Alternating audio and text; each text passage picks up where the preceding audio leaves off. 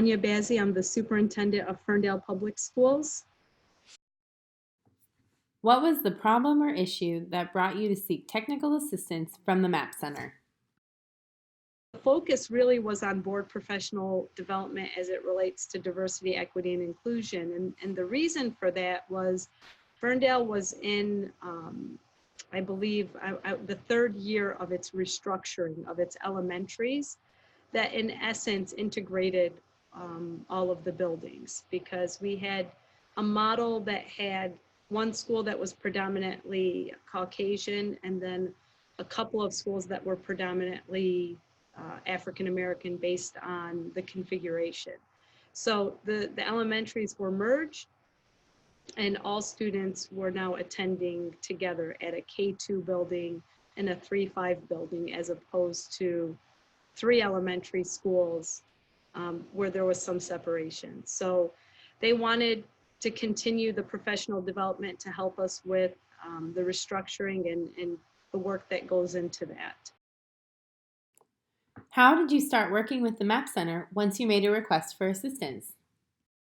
Yes, it was very user-friendly. From the onset, we've really interfaced with 3 people, Dr. Kaiser, Dr. Pano-Simmons, and Dr. Skelton. And so we've had consistent people to work with who have trained us on the MAP resources, the MAP site that has documentation of all of our meetings, minutes, professional development, resources specific to our district.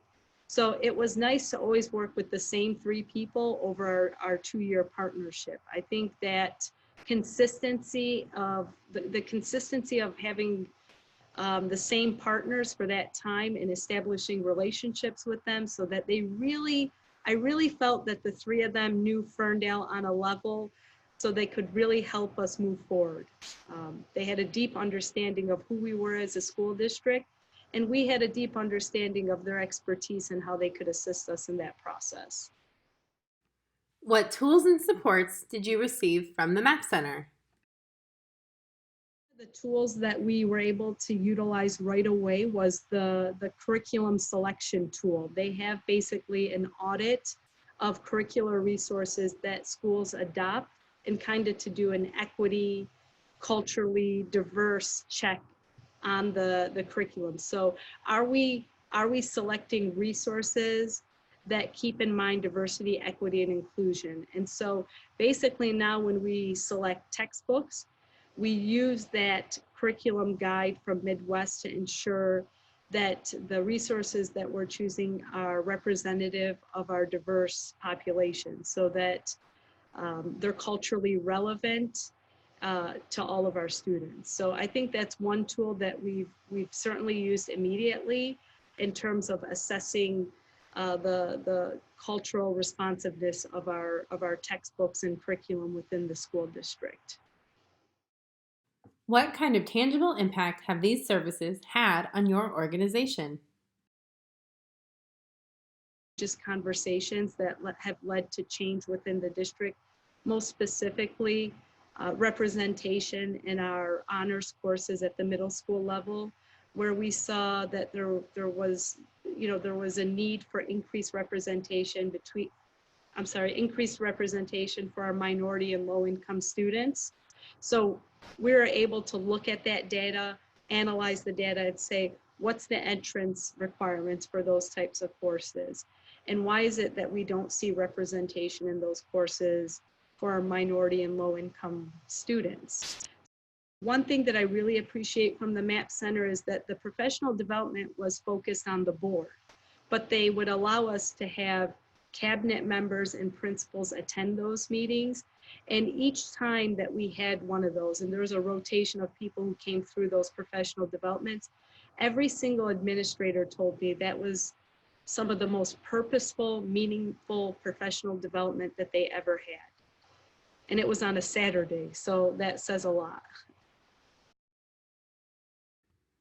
What would you tell other organizations looking for technical assistance?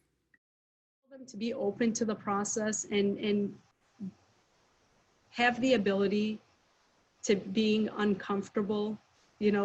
it's okay. Be comfortable with being uncomfortable through this process, because what we're trying to solve and address are issues that have been longstanding within public education, within business, within life, in all aspects of what we do. So it's not an easy task, but you know, it's one that we have to do. As we've learned in Ferndale, it is never wrong to do the right thing. So no matter how much resistance, no matter how much people are uncomfortable, know that that's okay. But you also have to, at the same time, create a safe environment for those courageous conversations to take place, so that staff and stakeholders open up and are willing to be reflective practitioners, so that we can ensure that we're, again, doing the best we can for our kids.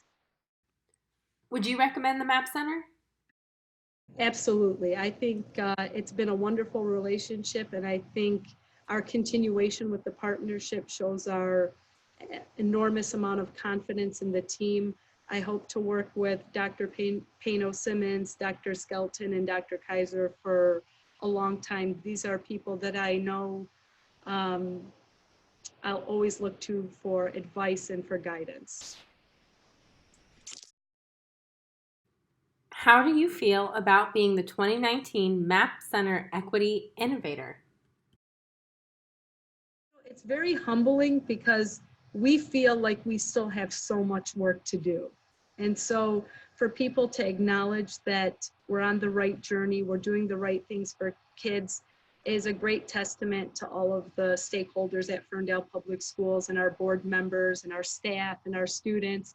So I feel tremendously lucky to have this recognition, but no, it wouldn't have been possible with all of people in Ferndale schools who are committed to this work and won't stop until we ensure that everyone has, the ability to meet their goals and live long and happy, prosperous lives and really achieve what it is they want to achieve.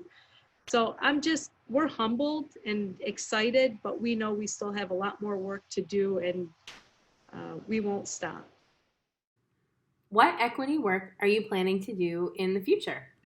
Our equity work, we are working with our diversity committee, that is a committee that is held, that is ran by community members, parents, staff. We're going to continue our work through there in partnership to ensure that we're working on one path as opposed to two separate paths. But one thing we're specifically working on within the diversity committee is to ensure that we're providing resources for parents and families so that they know how to advocate for themselves in certain situations. We're also working on a cultural education committee that will ensure that, again, our books, our curriculum are in line with culturally responsive teaching practices, but also looking for ways to engage the community in our diverse, looking ways to provide parents and families culturally diverse experiences, so events and things of this nature. And then from a student equity standpoint, we're continuing to look at the opportunity gap and continuing to close that gap